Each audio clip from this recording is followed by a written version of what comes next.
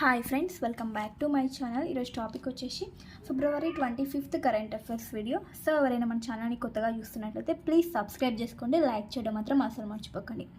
ఈరోజు first topic చూస్తే కనుక జాతీయ ధన్వంతరి ఆయుర్వేద అవార్డులు 2025 ఇయర్కి సంబంధించి జాతీయ ధన్వంతరి ఆయుర్వేద అవార్డులో ఏ మంత్రిత్వ శాఖ ఆధ్వర్యంలో ఈ అవార్డ్స్ అనేవి ఇస్తారంటే భారత్ ప్రభుత్వం యొక్క ఆయుష్ మంత్రిత్వ శాఖ ఆధ్వర్యంలో ఇవ్వడం జరుగుతుంది. సాంప్రదాయ భారతీయ వైద్య రంగానికి సంబంధించిన భాగంలో ఈ ఆయుర్వేద అవార్డులు అనేది ఇవ్వడం జరిగింది. సో ఈ ఇయర్కి వచ్చేసి టోటల్గా 3 మెంబర్స్కి ఈ అవార్డ్స్ అనేది రావడం జరిగింది. వాళ్ళు ఎవరంటే 3 అవార్డు గ్రహీతలు వచ్చేసి వైద్య తారాచంద్, మాయారామ్ ఉనియల్, వైద్య సమీర్ గోవింద్ జమదగ్ని. ఈ 3 మెంబర్స్కి ఈ ఇయర్ అవార్డులు రావడం జరిగింది, జాతీయ ధన్వంతరి ఆయుర్వేద అవార్డులు. సో గుర్తుంచుకోండి. అయితే ఈ అవార్డ్స్ని ఎప్పటి నుంచి ఇవ్వడం స్టార్ట్ చేశారంటే 2016 నుంచి ఇవ్వడం ప్రారంభించారన్నమాట. అండ్ టోటల్ ప్రైజ్ మనీ ఎంత అంటే ఈ అవార్డుకి సంబంధించిన ఒక సర్టిఫికేట్తో పాటు 5 లక్షల నగదు అనేది ఇవ్వడం జరుగుతుంది ఈ అవార్డ్స్లో భాగంగా. సో గుర్తుంచుకోండి, జాతీయ Dhanvantari Ayurveda awards. Next current affair వచ్చేసి ఇంటర్నెట్ షట్ డౌన్ల నివేదిక 2024కి సంబంధించిన ఒక నివేదిక అనేది రిలీజ్ అవ్వడం జరిగింది. అంటే ఇంటర్నెట్ షట్ డౌన్కి సంబంధించి. సో ఏ సంస్థ ఈ నివేదికను రిలీజ్ చేస్తుందంటే advocacy body access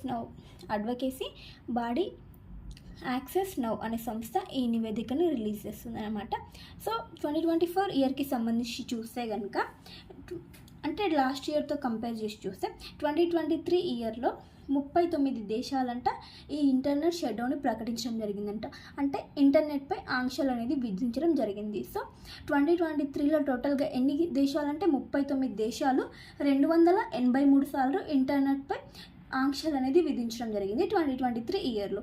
next year అంటే 2024 ఇయర్లో చూస్తే కనుక 54 దేశాలు 296 సార్లు ఇంటర్నెట్పై ఆంక్షలు అనేది విధించడం జరిగిందంట 2024 ఇయర్లో. సో ఇక్కడ ఏంటంటే 2024 ఇయర్లో అత్యధికంగా ప్రపంచంలో చూస్తే కనుక 2024 సంవత్సరంలో అధికంగా ఇంటర్నెట్ షట్డౌన్ను ప్రకటించిన దేశాలు ఏంటంటే ఫస్ట్లో వచ్చేసి టాప్లో మయన్మార్ ఉంది, 85 సార్లు ఇంటర్నెట్పై ఆంక్షలు అనేది విధించడం జరిగిందంటే. నెక్స్ట్ ప్లేస్లో భారత్ ఉంది, 84 టైమ్స్ అన్నమాట. నెక్స్ట్ పాకిస్తాన్ 3rd ప్లేస్లో ఉంది, రష్యా వచ్చేసి 4th ప్లేస్లో ఉంది. టోటల్ ఈ 4 కంట్రీస్తోనే వాళ్ళ 71% అంట. ఈ 4 కంట్రీస్తో కలిపి 71% ప్రపంచంలో ఇంటర్నెట్పై షట్ డౌన్ విధించడం జరిగిందంటే ఈ 4 దేశాలతోటే. సో నెక్స్ట్ చూస్తే కనుక మన భారత్ వచ్చేసి 2018 నుంచి 2023 వరకు ఫస్ట్ పొజిషన్లో ఉండేదంట. అంటే ఈ ఇంటర్నెట్ షట్ డౌన్ విధించడంలో భారత్ ఫస్ట్ ప్లేస్లో ఉందంట 23 వరకు కూడా. సో ఈ ఇయర్ వచ్చేసి 2nd ప్లేస్లోకి వెళ్ళడం జరిగింది. ఫస్ట్ ప్లేస్లో వచ్చేసి మయన్మార్ రావడం జరిగింది. మరి ఇప్పటి వరకు భారత్లో ఏ రాష్ట్రాలు ఎక్కువగా ఈ షట్ డౌన్స్ని విధించారంటే ఆంక్షలు అనేది విధించడం జరిగింది అంటే ఫస్ట్ ప్లేస్లో మణిపూర్ రాష్ట్రం, 2nd ప్లేస్లో హర్యానా, 3rd ప్లేస్లో జమ్మూ కాశ్మీర్లో ఇంటర్నెట్ షట్ డౌన్ అంటే ఇంటర్నెట్పై ఎక్కువగా ఆంక్షలు విధించిన రాష్ట్రాలు భారత్లో ఈ 3 ఉన్నాయంట. సో రీజన్స్ ఏంటి దీనికి అంటే ధర్నాలు అయినప్పుడు కానీ, ఎన్నికలకు సంబంధించి గొడవలు అయినప్పుడు, మత కళలకు సంబంధించిన గొడవలు, పరీక్షలకు సంబంధించిన గొడవలు ఇట్లా అవుతాయి కదా. సో ఈ అల్లర్ల కారణంగా వచ్చేసి ఇంటర్నెట్పై ఆంక్షలు అనేది విధించడం జరుగుతుందన్నమాట. సో దీనికి సంబంధించిన ఏదైనా చట్టం ఉందంటే భారత్లో టెలికమ్యూనికేషన్స్ చట్టం ప్రకారం ఈ షట్ డౌన్స్ అనేది విధించడం జరుగుతుంది. టెలికమ్యూనికేషన్స్ చట్టం 2023 రీసెంట్ చట్టం, ఇది 2024 నుండి అమల్లోకి రావడం జరిగింది. సో గుర్తుంచుకోండి. నెక్స్ట్ వచ్చేసి భారత్ దేశం తొలి హైపర్ లూప్ ట్రాక్ అనేది సిద్ధమైంది, ట్రయల్స్కి స్టార్ట్ అవ్వబోతుంది. అంటే ట్రయల్స్ అనేవి ప్రారంభం అవ్వబోతున్నాయి అనమాట హైపర్ లూప్ ట్రాక్కి సంబంధించి. సో ఈ ట్రాక్ వచ్చేసి ఢిల్లీ నుంచి జైపూర్కి మధ్య ఉన్న 300 కిలోమీటర్స్ దూరాన్ని కేవలం 30 మినిట్స్ లోపే వెళ్ళగలదంట, రీచ్ అవ్వచ్చు అంట ఢిల్లీ నుంచి జైపూర్కి ఉన్న 300 కిలోమీటర్స్ దూరాన్ని. సో ఈ హైపర్ లూప్ ట్రాక్ని అభివృద్ధి చేసిన ఏవంటే IIT Madras, Avishkar hyper loop బృందం, నెక్స్ట్ ట్యూటర్ అనే ఒక స్టార్టప్ సంస్థ, నెక్స్ట్ భారతీయ రైల్వేలు, ఈ 4 యొక్క సహకారంతో దీని హైపర్ లూప్ ట్రాక్ అనేది సిద్ధంగా అవ్వడం జరిగింది సంయుక్తంగా ఈ 4తో. సో ఎంత అంటే 422 మీటర్ల దూరంలో ఈ ట్రాక్ అనేది నిర్మించడం జరిగిందంట.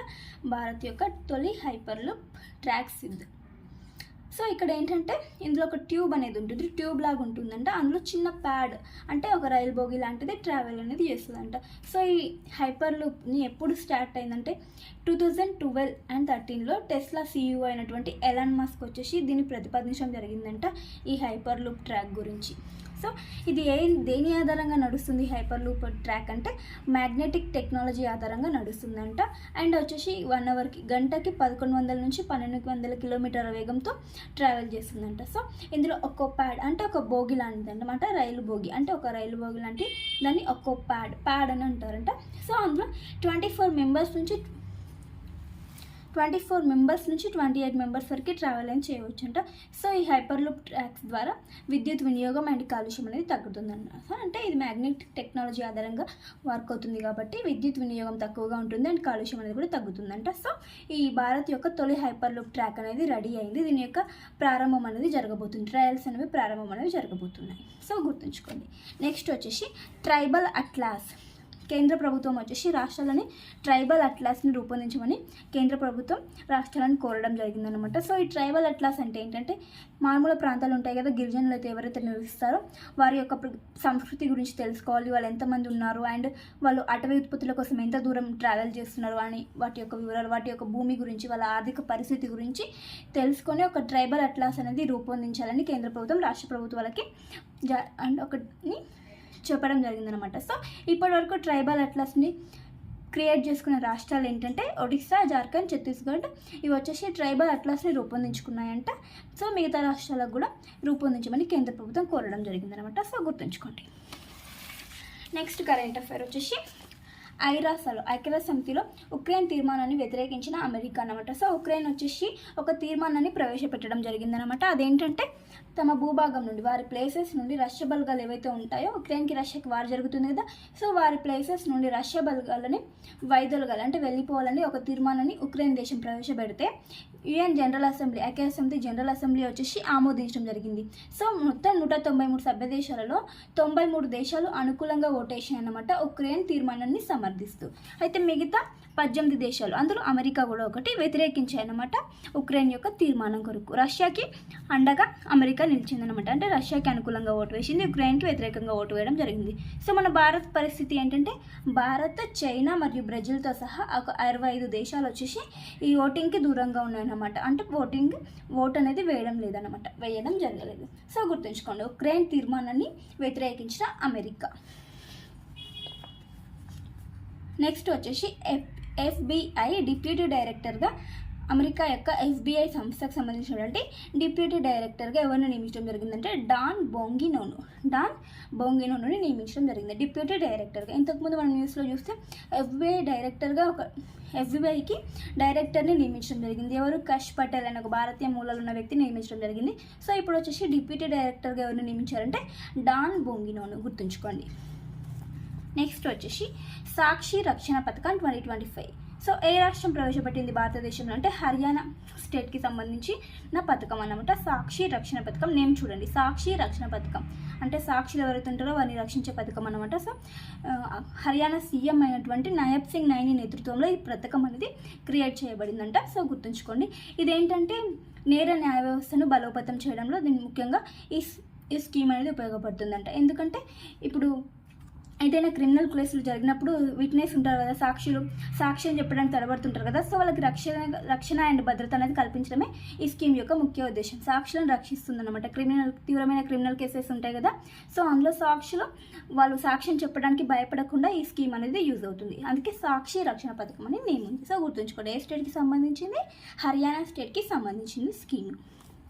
నెక్స్ట్ వచ్చేసి ఒక satellite China shot 10R జాంగ్సింగ్ 10R అనే ఒక ఉపగ్రహాన్ని చైనా దేశం విజయవంతంగా ప్రయోగించడం జరిగింది. ఎక్కడి నుంచి అంటే జిచాంగ్ ఉపగ్రహ కేంద్రం నుంచి ఈ శాటిలైట్ని విజయవంతంగా ప్రయోగించింది. ఏ రాకెట్ ద్వారా అంటే లాంగ్ మార్చ్ 3B అనే రాకెట్ ద్వారా ఈ శాటిలైట్ ఉపగ్రహాన్ని ప్రయోగించింది Feb 22న. సో ఇది ఒక కమ్యూనికేషన్కి సంబంధించిన శాటిలైట్. సో గుర్తుంచుకోండి, నేమ్ వచ్చేసి చైనా షాట్ 10R జాంగ్సింగ్ 10R అనే ఉపగ్రహాన్ని విజయవంతంగా ప్రయోగించిన చైనా. నెక్స్ట్ కరెంట్ అఫైర్ వచ్చేసి ఢిల్లీ అసెంబ్లీ స్పీకర్గా బీజేపీ పార్టీ సభ్యుడైనటువంటి విజయేందర్ గుప్తా విజయేందర్ గుప్తాని నియమించడం జరిగింది, బీజేపీ పార్టీకి చెందిన వ్యక్తి. సో ఢిల్లీ అసెంబ్లీ స్పీకర్ ఎవరు? Vijayender Gupta, BJP party. So CM వచ్చేసి రేఖా గుప్తా అని తెలుసు. అండ్ ప్రతిపక్ష నేత వచ్చేసి ఆమ్ ఆద్మీ పార్టీకి చెందినటువంటి అతీష్ని నియమించడం జరిగింది ప్రతిపక్ష నేత. నెక్స్ట్ వచ్చేసి 51వ ఖజురహో నృత్యోత్సవం 2024 ఇయర్కి సంబంధించి ఎప్పుడు జరగబోతుందంటే ఫిబ్రవరి 20 నుంచి 26 మధ్యలో ఈ 51వ ఖజురహో నృత్యోత్సవం జరగబోతుంది. ఎక్కడ అంటే మధ్యప్రదేశ్ రాష్ట్రంలో. సో ఇందులో స్పెషాలిటీ ఏంటంటే క్లాసికల్ డ్యాన్స్ మారథాన్ అనేది నిర్వహించబోతున్నారు. 24 అవర్స్ ఈ డ్యాన్స్ అనేది చేస్తారంట, క్లాసికల్ డ్యాన్స్ మారథాన్. సో ఈ 24 అవర్స్ చేయడం వల్ల గిన్నిస్ రికార్డ్ అని పొందాలని ఈ మారథాన్ అనేది నిర్వహించడం జరుగుతుంది. సో గుర్తుంచుకోండి, 51వ ఖజురహో నృత్యోత్సవం ఏ స్టేట్లో జరగబోతుంది? మధ్యప్రదేశ్. నెక్స్ట్ కరెంట్ అఫైర్ వచ్చేసి లైఫ్ ఆన్ మార్స్ అనే ఒక బుక్ని రాయడం జరిగింది. ఎవరు అంటే రచయిత వచ్చేసి Namita Gokhale. Life on Mars అనమాట. ఎల్టరీ కమ్బ్యాక్ త్రూ స్టోరీస్ అంట. బుక్ నేమ్ వచ్చేసి గుర్తుంచుకోండి, రచయిత వచ్చేసి Namita Gokhale. Next current affair వచ్చేసి ఆసియా స్నూకర్ ఛాంపియన్షిప్ 2025 పురుషుల టైటిల్ విజేత ఎవరు? పంకజ్ అద్వానీ. సో ఏ దేశంపై ఇతను గెలిచాడంటే ఇరాన్ను ఓడించి ఇతను గెలవడం జరిగింది. సో ఇరాన్లో ఏ క్యాండిడేట్ అంటే అమర్ సర్కోష్ని ఓడించి ఈ టైటిల్ని గెలవడం జరిగింది. ఎవరు? Pankaj Advani. Asia snooker championship 2025 పురుషుల టైటిల్ విజేత ఎవరు? పంకజ్ అద్వానీ. సో ఈ ఛాంపియన్షిప్ ఎక్కడ జరిగింది అంటే ఖతార్లోని దోహాలో ఫెబ్ 15 నుంచి 21 మధ్యలో ఈ పోటీలు అనేవి జరిగాయి, ఖతార్లోని దోహా కేంద్రంగా. సో ఏ సంస్థ నిర్వహించింది అంటే Asia confederation of billiards sports సంస్థ వచ్చేసి ఈ గేమ్స్లో నిర్వహించడం జరిగింది. సో ఇందులో వచ్చేసి 14వ ఆసియా టైటిల్ నమోదు స్నూకర్ అండ్ బిలియర్డ్స్లో 14వ ఆసియా టైటిల్ నమోదు చేసిన వ్యక్తి పంకజ్ నిలవడం జరిగింది. నమోదు చేసిన వ్యక్తిగా ఎవరు నిలిచారు? Pankaj Advani. Next current affair వచ్చేసి సెంట్రల్ ఎక్సైజ్ డే ఎప్పుడు జరుపుకుంటామంటే ఫిబ్రవరి 24న జరుపుకుంటాము. సో ఒక చట్టం యొక్క అమలుకు గుర్తుగా ఈ సెంట్రల్ ఎక్సైజ్ డే అనేది జరుపుకుంటాము. సో ఆ చట్టం వచ్చేసి సెంట్రల్ ఎక్సైజ్ మరియు సాల్ట్ చట్టం 1944 అమలుకు గుర్తుగా ఈ సెంట్రల్ ఎక్సైజ్ డే అనేది జరుపుకోవడం జరుగుతుంది. అంటే ఎప్పుడు? ఫిబ్రవరి 24 అని గుర్తుంచుకోండి.